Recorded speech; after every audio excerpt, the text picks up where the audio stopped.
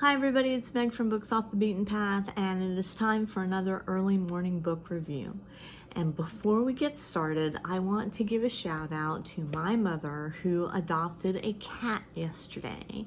And I'm going to put a picture of him right up here. His name is Theodore. She calls him Teddy. And Teddy is a full-blooded Persian, and he was purchased apparently by a family to teach the children about responsibility, and somehow teaching them about responsibility means that he was never brushed, he was fully matted. That's why he's all shaved here, because they had to shave him to save him. He was also kicked in the jaw. They think his jaw's broken, so his teeth don't line up right.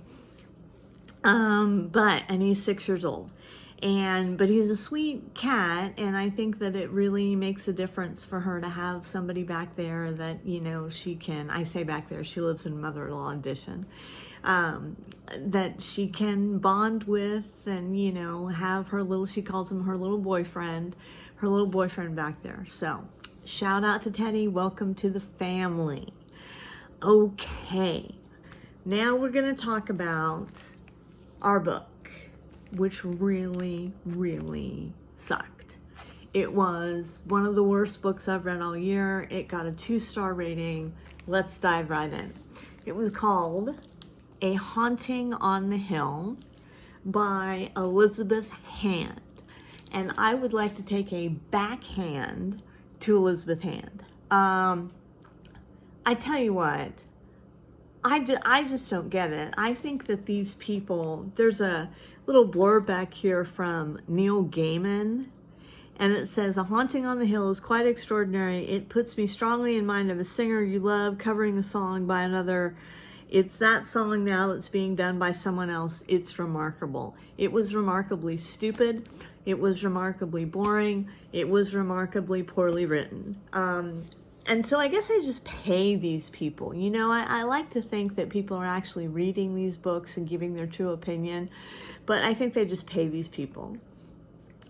You know, maybe that's, everybody's known that for a long time, and it just, woo, shot into my brain today. But let's get into A Haunting on the Hill. Okay, so in this book, the premise of the book is that Hill House by Shirley Jackson, Hill House is a real place. You know, like, what if it was a real actual place?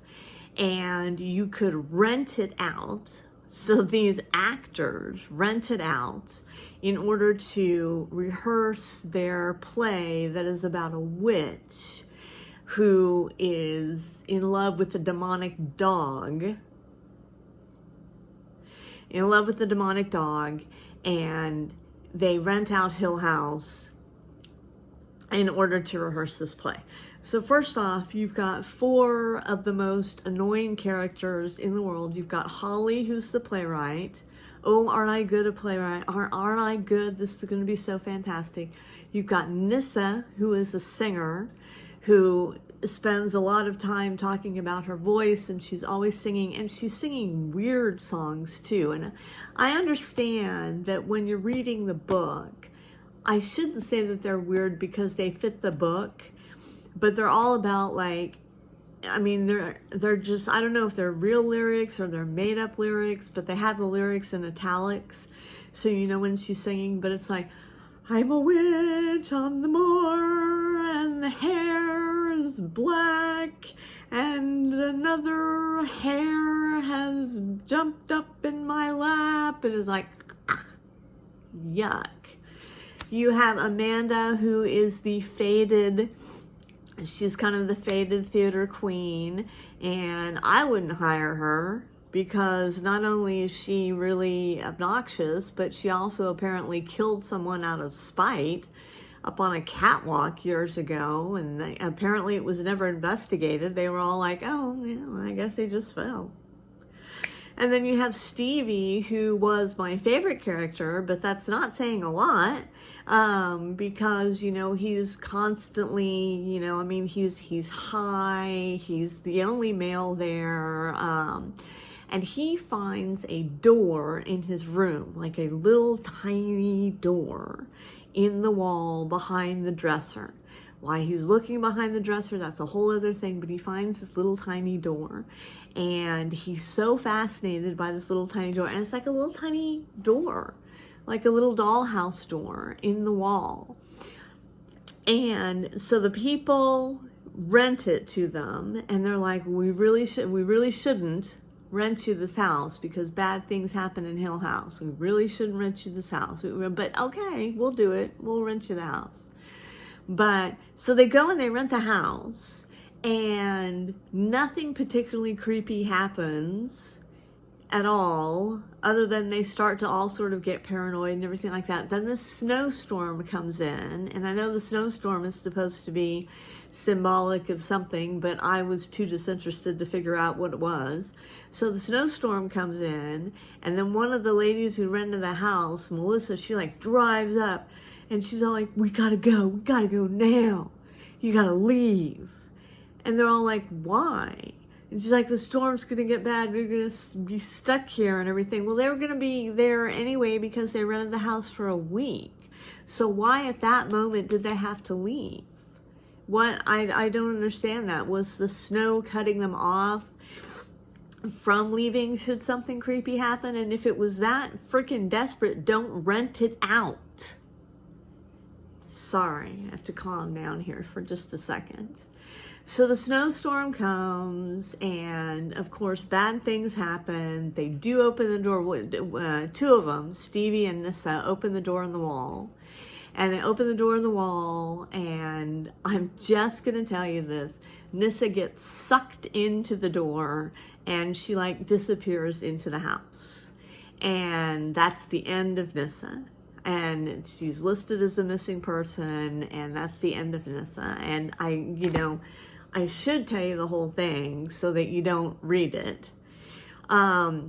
But I thought about this. I was up late last night thinking about this, and I was like, you know what? I'm tired of reading these modern books and getting burned.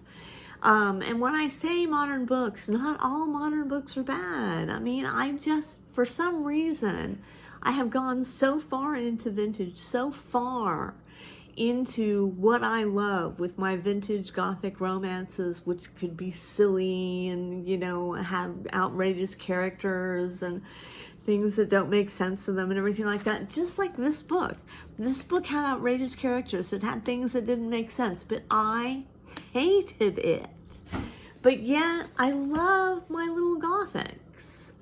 So let's think about that for a second. Let's try to think about it. Am I being a book snob? Am I being close-minded?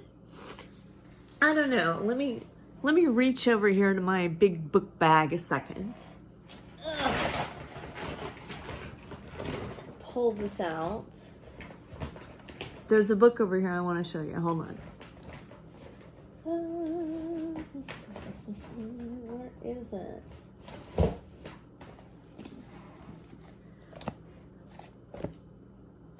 Dark Cliffs. Here it is. I'm going to read Dark Cliffs next because I was left a comment by someone who said that her mother had this on her dresser and she remembers it and she always wanted to read it. So I am going to read Dark Cliffs next, and we're going to see if I love it, if it's worth it. I gave A Haunting on the Hill 2 stars. I almost gave it a 1 star, but I still couldn't do it because she made the effort. She wrote the book, whatever. It was so disappointing though, because Shirley Jackson, if you're watching me, you're probably familiar with Shirley Jackson. If you're not familiar with Shirley Jackson, The Haunting of Hill House, We Have Always Lived in the Castle, I would suggest picking them up because Shirley Jackson was a master. And this person just took... I cannot believe the audacity of this writer who wanted to write another book about Hill House, and this is what we got. Oh, the hares on the moors, and this hare, they're not rabbits, I keep saying hares. This hare keeps coming up and smiling bloody smiles at them, and then attacks one of them, and it attacks Holly and everything like that.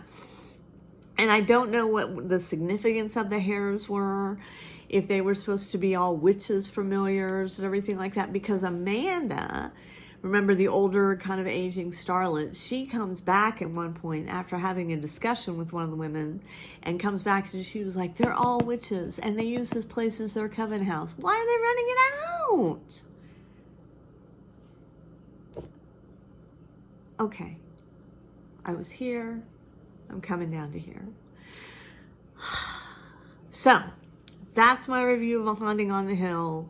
I'm not going to tell you not to read it. Everybody has their own experience. It may be something that you love, and you may write me a comment and say, Meg, you idiot, it was wonderful. But I kind of don't think you will.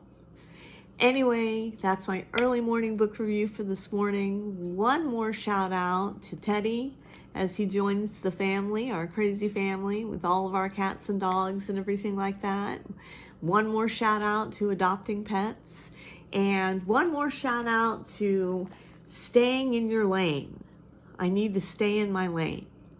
Yeah, that's what I'm going to do. And I'm going to go on a book hunt this weekend with two of my best friends. And I'm going to record all that. And it's going to be super fun. And give me a like. Hit subscribe. Oh, and I forgot to tell you guys how much I love the comments. Love the comments. Give me some more comments. I love the comments. Anyway, that's all I got for you this morning, and I will check you later.